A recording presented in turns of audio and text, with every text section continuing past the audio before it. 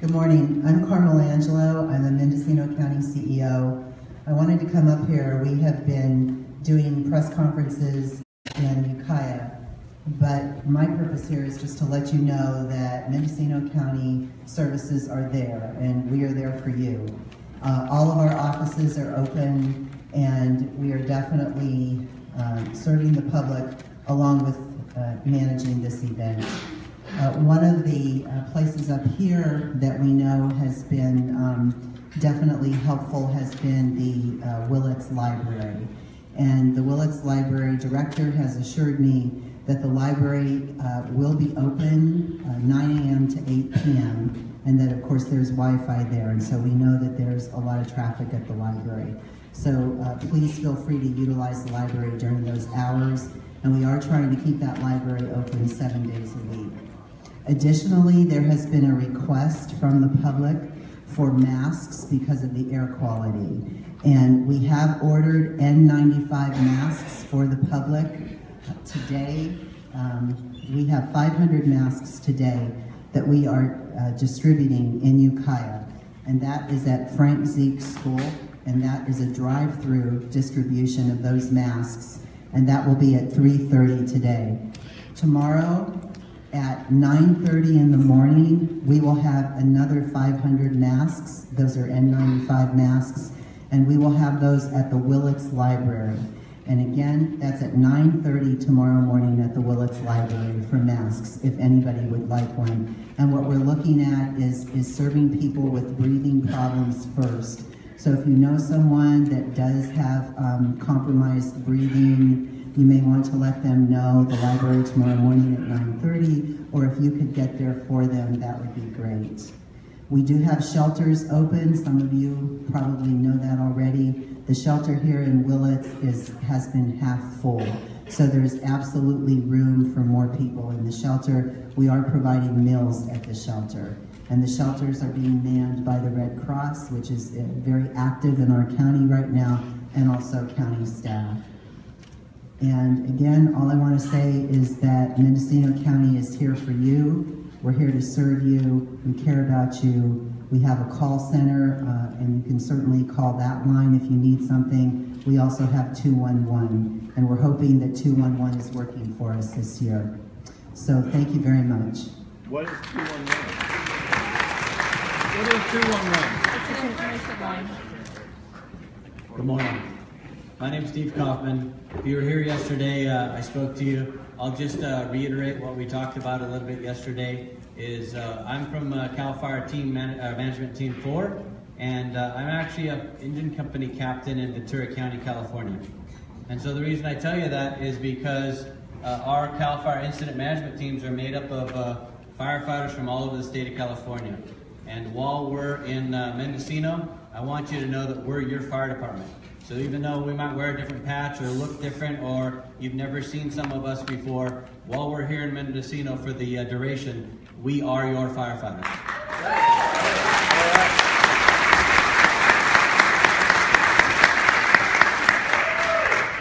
So I'm going to wear a lot of hats today because some of our team is actually out there trying to get some good work done. So I'll talk about a few different things, and then the rest of the folks from our incident management team will talk about a few different things.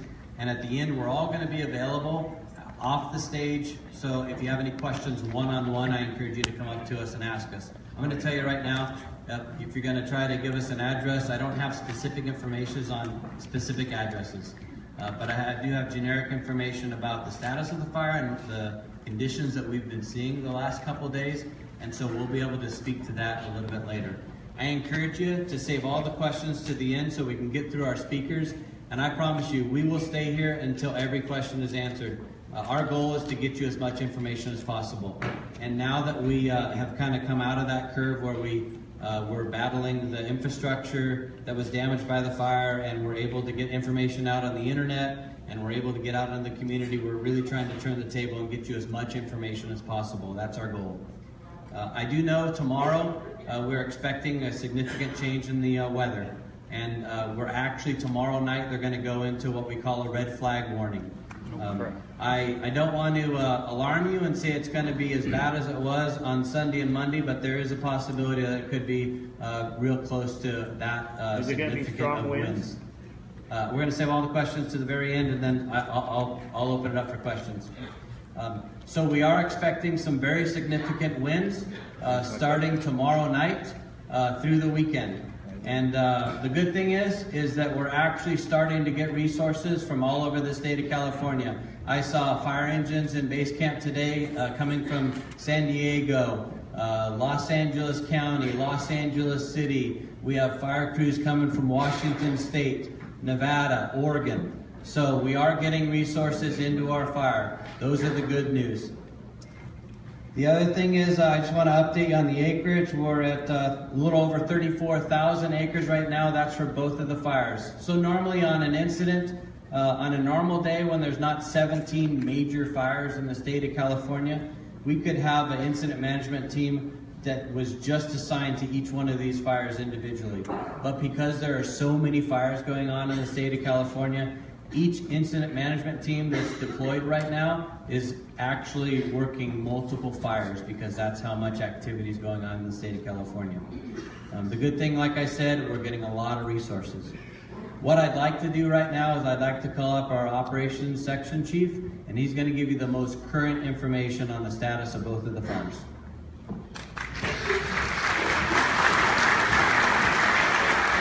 Good morning, my name is Mark Higgins, Incident Management, Team 4, Operations Section Chief.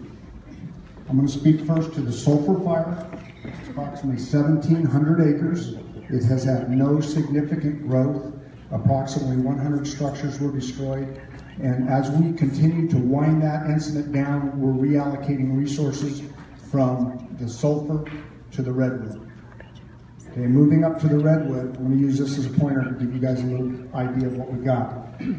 Okay, branch 6, which is the Reeves Canyon area, all the way up to Howard Forest Station. That line has all been contained. It's black and been burning out for a number of days.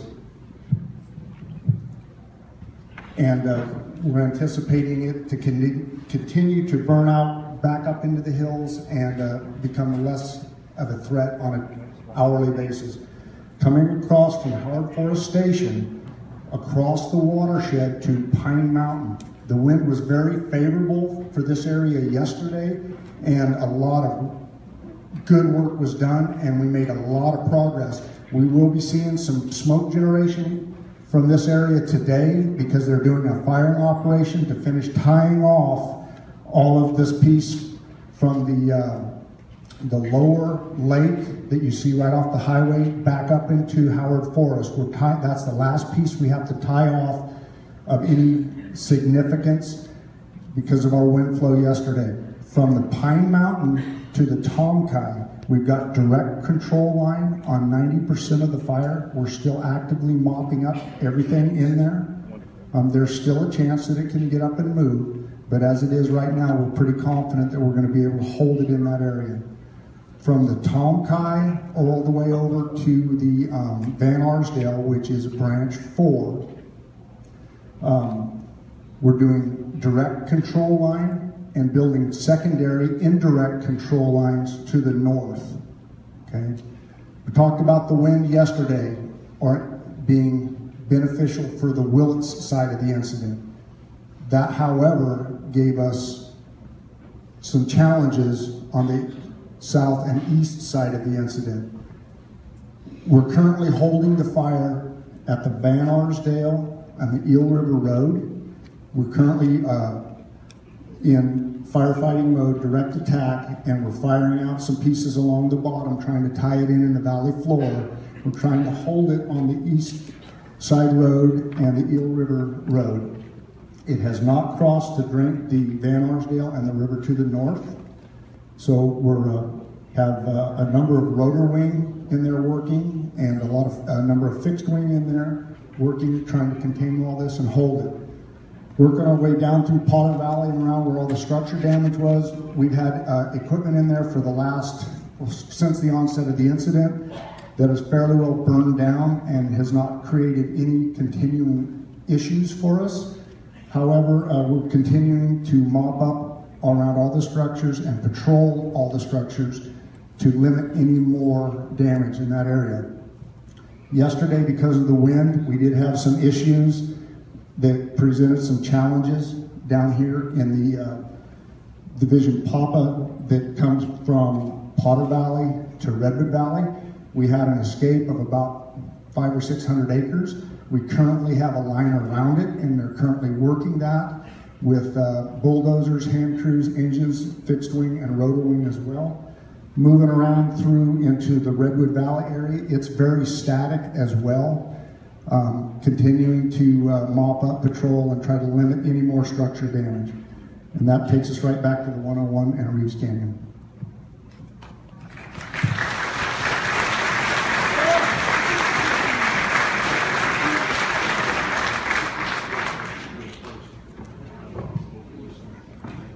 Good afternoon, Ron Bravo, Deputy Incident Commander with CAL FIRE Team 4. So you've gotten an update on some relatively positive news, but I get to be the bearer of saying, hey, it's not over yet. And the reason I say that is, yesterday I mentioned what's good for Willits isn't necessarily good for anything south of here, and that proved to be true, especially with Potter Valley. We had to evacuate another 1,000 people last night because of the challenges that happened and the risks of injuring people getting out of there at night. We needed to evacuate those folks. So what does that tell us? We have a day of opportunity. We're doing everything we can to get the line secured. However, the wind, and I do not want to lose sight of the fact that tomorrow night we're going to be in a situation that any single spark that gets blown across that line has the potential to get out and move. You guys have witnessed and have been subject to what can happen when we have a very strong weather front move through. We have a lot of dead fuel out and around in this community and throughout the state, and if it gets that opportunity to get established and take off again, we're out there chasing and protecting structures and trying to evacuate people. So I know that doesn't sound like good news, but I want you just to be aware, and I always want to go back and reiterate the fact, please have a plan in place for those that still are in their homes, that if this thing turns around on us, that you have the ability to get the things you need, get in your car and go when we ask. And I did not want to evacuate people last night, but I'd much rather do that than deal with what we've been dealing with over the last couple of days and having to update the fatality counts. Everyone in this room and every first responder is a top priority to us. We do not want to injure anyone, and we do not want to report any more fatalities. The reality is this is a very dangerous environment we live in, and it's a very, very dangerous environment that we work in. So please heed what we're saying.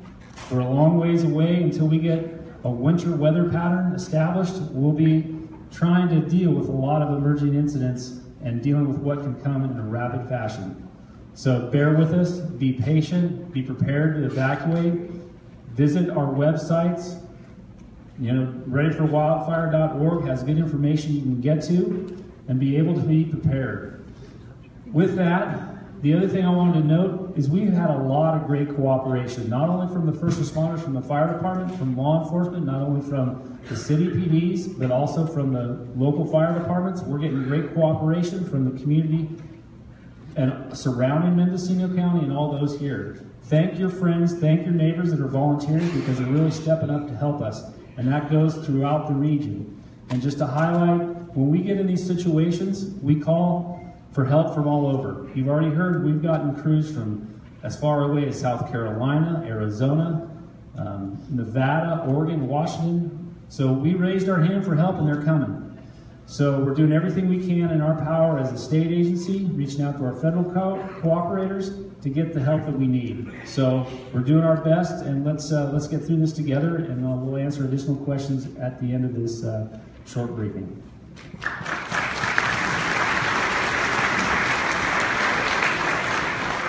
Good morning. My name is Tony Manuel. I'm the President of the Board of Directors of the Little Lake Fire District.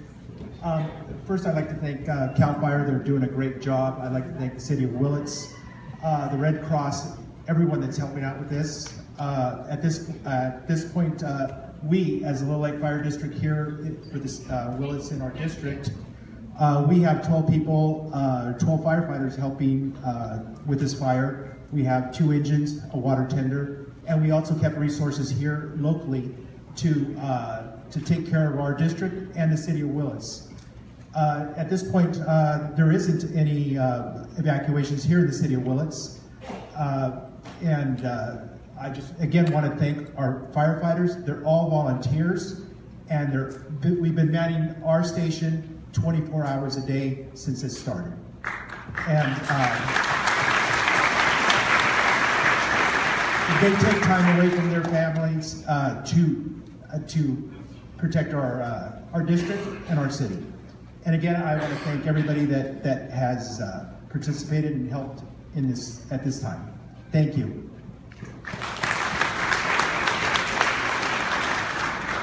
Well said, Tony. Thank you. My name is Jason Wells. I'm the CEO of Howard Memorial Hospital. I want to give a couple updates. We are open. We continue to be open. The advisory has been lifted for us, so we are no longer, which is great. I appreciate Tony's support and all of our partners' support. We have had an outpouring. When you have 350, we're the largest employer in the community, and people keep coming to work each and every day, even though they know their houses, they're evacuating, they're worried about their families, but they're still serving this community in our emergency department, in our hospital. Some of you may have giggled at the clothes I was wearing yesterday. I was wearing the CFO's clothes. Today, the ED director's clothes. So we are evacuated as well with my family. So it's neat to see everyone come together in this community. Our pharmacy is open. There are a lot of people that their scripts need to be filled. We are also doing Coumadin checks. Our lab is open. All services are open. So critical things that need to be checked on, please come on in. I do want to give a new phone number. We don't have the old number working yet. It will go back into service. This is a temporary fix. It's on our Facebook page. CC continues to update that. That new number is 971-274-2464. Our operator's 24/7. She can direct it to any department in the hospital. We hope to have this situation resolved soon, but that will get you into anything you need at Howard Memorial Hospital, one of our greatest community treasures, and I'm glad it's still here and it will continue to be here. Thank you for all your support.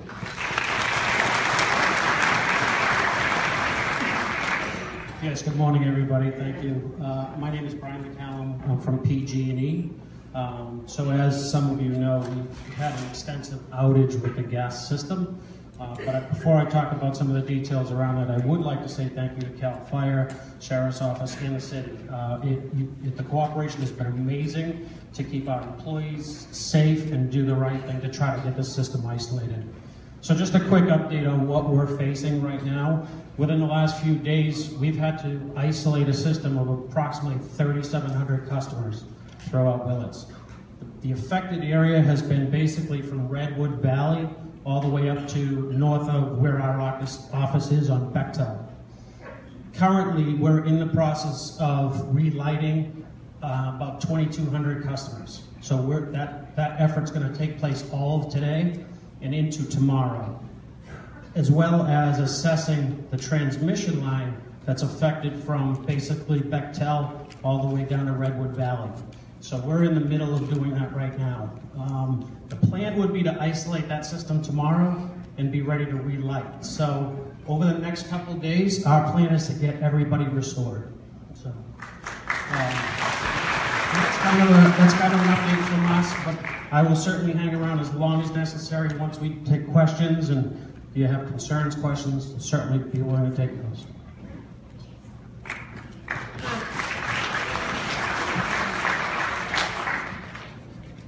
Okay, so yesterday we gave out some telephone numbers. If you have a pen and paper, I want to make sure that everybody has access to those numbers right now. The number to call if you have any questions about the fire are 707-467-6428. One more time. Is that the sheriff's office? 707-467-6428. Yes, sir. So that's the number to call. A couple other things I want to direct your attention. I talk about we really do want to get information out. If you have a smartphone, on the App Store for your smartphone, there's this app called Ready for Wildfire. If you download that app onto your phone, there's an icon on the actual app that says Incidents. If you click on the incidents, it actually lists all the fires that are going on in the state of California right now. And there are no jurisdictions. It shows the federal fires on there as well. And so if you click on the fire, it will give you all the most current information on each one of those fires. So if you're concerned about somebody that you know that lives in another area that's affected by one of the wildfires, you can go to that app in that incident section and see what's going on with each of those fires. In that section where it has what's going on with each of the fires, there's also a phone number there that you can actually call the fire if you have a specific question about that fire. We really do want to get you as much information as possible, and we want you to feel comfortable about your loved ones that don't live in the area that are affected by the other fires. So again, the app is called Ready for Wildfire, and it's available on all of the smartphone platforms. And so all you got to do is go. It's free. Download it, and it's super easy to navigate through. And then the last thing that I'm going to talk about, and then I'm going to hand it back to the chief, and then we'll end with the undersheriff, is we have some maps that we're going to bring out at the end of this meeting. We're going to put them right up here in the front. They're from our damage assessment teams. So our damage assessment teams are still working diligently to actually capture all the structures that have been damaged or destroyed by the fire. So when you look at this map that's going to be sitting right up here in the front, it's going to be a general map of the entire perimeter of the fire, real similar to this one right here.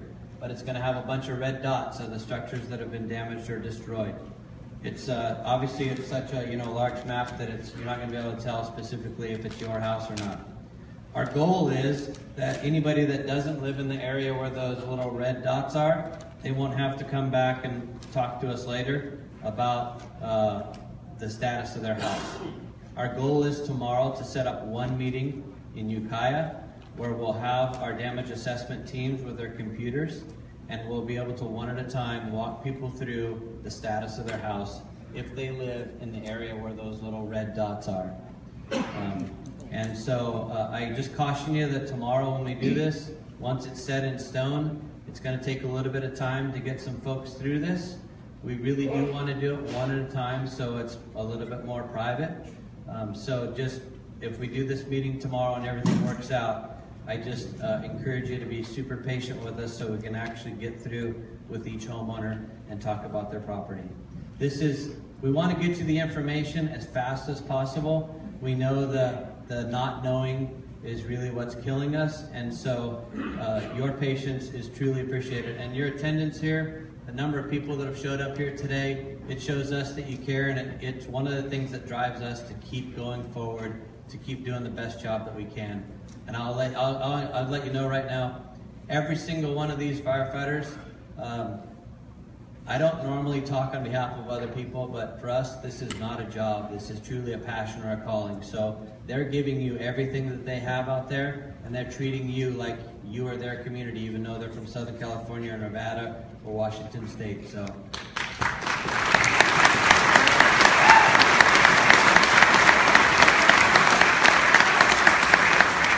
So just to tie on to the damage inspection. Will this number be in Spanish? Will somebody speak in Spanish for this number? Sheriff?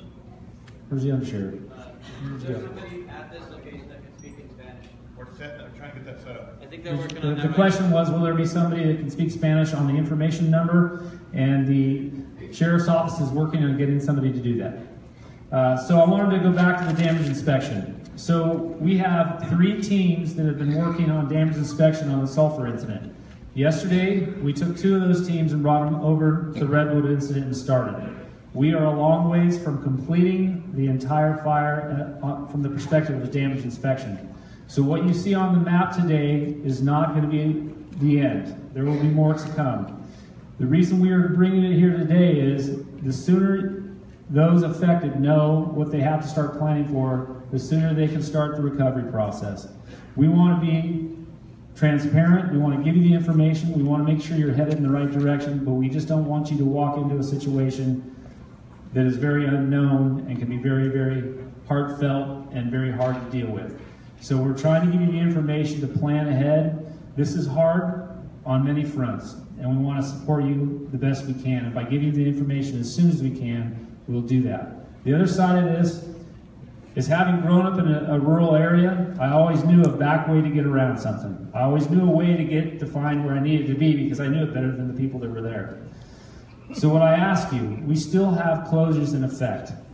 If you decide to go around those closures and end up, be prepared to see something that you weren't really wanting to see. And also know the reason we keep these closed is to keep you safe and to keep our firefighters safe. You know, we still are dealing with, like we talked about, propane tanks, natural gas lines, power lines. There was a lot of trees that were damaged and affected by the fire that could fall. We're trying to render the area as safe as possible before we reopen it to population. So the best way we can do this is give you the information that we have as most current, and that's why we have these damage inspection teams out there getting that information. We can show you roughly where it's at. We have to validate that information with the county and then do the official release. But what we can do at this point is at least show you what the general area, some of the exact streets, but maybe it won't have the addresses on that map, but that gives you a good idea of what to prepare for. So we did everything we can to prevent any further damage, and we'll continue to do that, but please work with us. And the other thing is be respectful of the folks that maybe aren't as unfortunate as some of the other folks that their homes were spared. Having had to deal with employees that lost their homes in fires, and having fires burned around my own home as a kid growing up is a very emotional event. So please be supportive, be a community, which I know you already are, and be strong for your friends that are suffering. Thank you.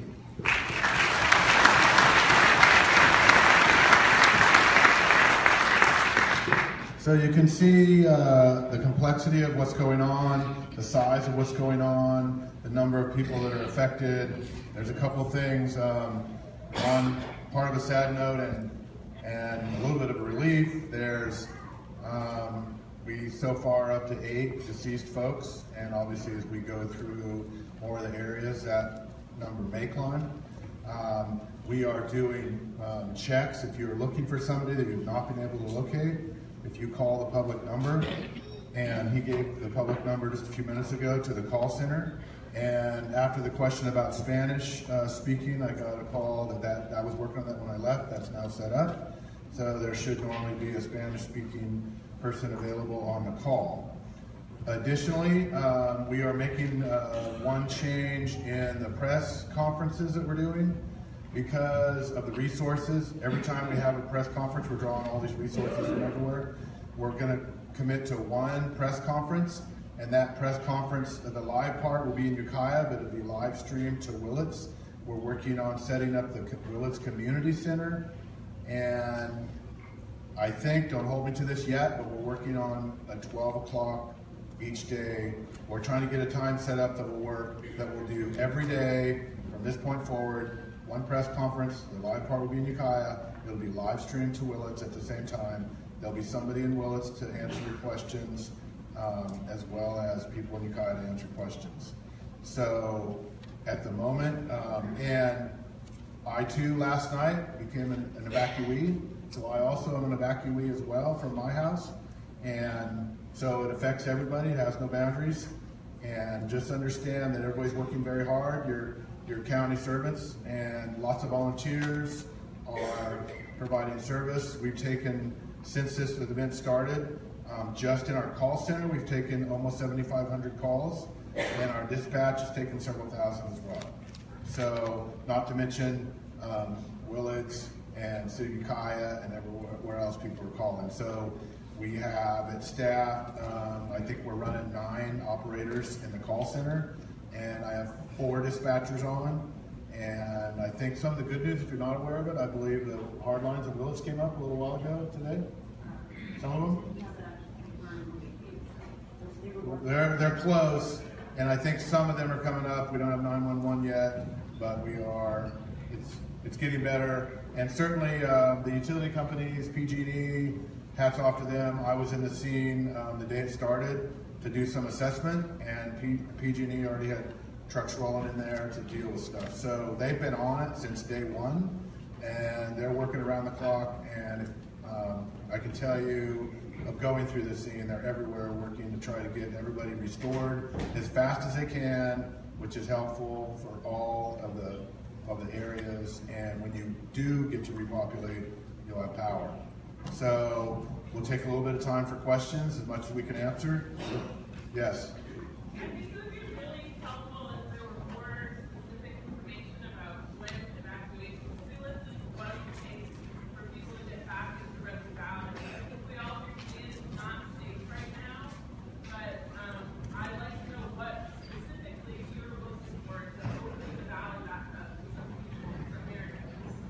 CAL FIRE makes that decision, but it's based on the safety conditions and the fire conditions that they're working with. And I think also a more specific timeline about like, are we looking at a week really? Like, stop us from the book box every couple hours?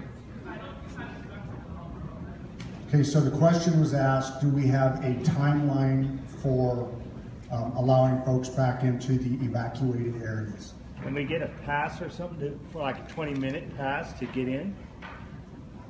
Let me answer the first part first. All right. Okay, so based on burn down time of the fuels and based on the utilities, making sure that all the utilities are back in place and stuff that has to be shut off is shut off so that we don't endanger somebody walking into a burnt structure and they step onto live wires. Those types of things have to be dealt with and mitigated prior to that. So this is an impossible question to answer, to give you a finite day or hour. An educated guess. It won't be hours, it will be days. Yeah, it will be days. But we're looking at some areas to try to repopulate in the next 24 to 36 hours. How about outside the burn line? The problem with outside, the question was how about outside the burn line? The problem with allowing this, and this is where it gets really, really touchy and very difficult. Once we start allowing people into those areas, they check them and they will slide through and they'll go through the back roads and then they're right into their own harm's way and they're they start impeding the firefighting operation. We have utilities are in there now. We don't even let them in, and they're trained personnel. We don't let them in until we deem it safe. We have utilities in all the burned areas, and that is a big part of the repopulation plan, is getting the utilities in place and getting everything put back together. Is there a process that we'll need to follow, like advertising with our address or anything that? Yes, there is a process. You will have. The question was asked: is there a process to follow? And the answer to that is yes. You need to have an ID with a location so that they will allow you back into those areas. Not only are we stopping this for safety reasons, but we're also trying to mitigate any looting that could be taking place. What about dirt roads that don't have addresses? Okay, the question was, what about dirt roads that don't have access? Yeah, They don't quite. don't have addresses. Oh, don't have addresses. Or a number on it. If you have a generic, a specific area, you're probably going to be okay to get in. Yes, sir. What direction will the winds be coming from tomorrow night? The winds tomorrow night are going to be more of a true northeast. Those are very similar to the winds that occurred during the initial onset of the incident. So we're in preparation for that, and we're working diligently to secure the entire fire line, but we continue to reallocate our assets based on our current fire behavior and conditions and what's predicted. So we're building a plan right now for tomorrow, and we will be reallocating resources down into the southern end of the Redwood Valley area so that when the winds do occur, we're ready for them. This lady right here. Okay, the question was about the Golden Rule Trailer Park. The Golden Rule Trailer Park, we were able to mitigate the fire. We have direct fire line to the south of it, and there's barely a glow in there at this time. So feeling pretty good about that area. That's an unknown at this time, I'm sorry. When you say winds northeast, you mean from the northeast? Yes, the winds will be from the northeast. They'll be the same conditions or very similar to the conditions that were occurring in the fire building. Going into They'll be blowing from the Cove Load from the north to the south towards Ukiah for general directions. So is Willits targeted for the winds, you think, or not? Well, there will be winds in Willits, I would assume. I can't speak to that 100%. But this particular fire those northeast winds are going to, for all intents and purposes, take it to the south and southwest. How about the ridge on Pine Mountain? The top of the ridge on Pine Mountain. They said it crested and went over onto Lakewood Road. Is that true? It's up in that area. I haven't flown that today. I can't tell you exactly, specifically where it's at. I know it is encroaching in there, but with the current winds, we're doing pretty well and holding all of that area this back here. Yes, sir.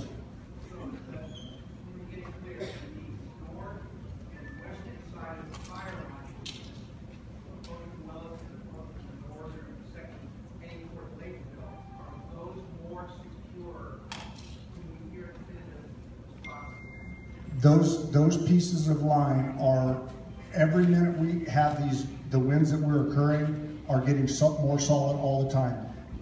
If you looked out there this morning at 4 o'clock this morning, there wasn't hardly a glow in the Willits watershed towards Pine Mountain. We're going to see some smoke generated today from some burning operations that are finishing out those pieces where the fire was indirect on our lines. But it's getting more secure all the time. Is there a possibility of it escaping? Absolutely. Is the fire line along Mariposa Creek Road? The fire line has actually crossed Mariposa Creek. It's over. Yeah. Back here. Wild Iris and Bear Canyon are some of our primary control lanes. How about Middle Road? Hold on, there's some questions up above. I know you've got a lot of questions, but so there's people above. Yeah, ma'am. I have family over on Westport and also up in Eureka that are asking me please go out there. If in fact there is an evacuation stated maybe tomorrow, am I going to be safe to go north and go on Branson? Going to be safe or Okay, the main thoroughfares out of Pine Mountain, we have hard closures, but I don't know exactly where you specifically live, but the 101 corridor is open. The 101 corridor, both north and south, is open. There's no road closures in that. Way up top.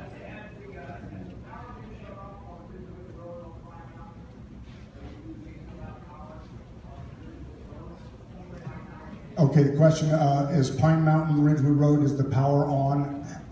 I can't speak to that exactly. I do know that the main PG&E is right here. Absolutely. Sir, my understanding is that within the fire boundaries, we have de-energized all of the power lines. I'm sorry, I'm not familiar with the exact area that you said, but if it's within the fire boundaries, we've de-energized until CAL FIRE tells us it's safe to go in and assess. Power off. You are welcome to call us and ask for specific information, or I'll stick around afterwards and jot down your number. So real quick, in fairness to everybody that's here, if you have specific questions about streets or locations, in fairness to everybody else, let's bring those up after this meeting, and we'll go one-on-one with each one of you after this meeting. We're not going to leave until every single question's answered. So I'm going to give you back to the sheriff. So on repopulation, I know you have a lot of questions. When things are ready to repopulate, we'll get every venue, the sheriff's Facebook, press releases, CAL FIRE, the radio station. So do keep that in mind. You will know as soon as that starts happening. Randy, can I add one more thing to my earlier comment? Sir, and everyone else, I want to let you know that our customer service folks are in the shelter over in the gymnasium, and they can ping individual meters for you. So after the meeting, if you're interested, they can let you know if your home has power or not. Okay, if you have more questions, come on up to the front. Thank you for coming and appreciate your support.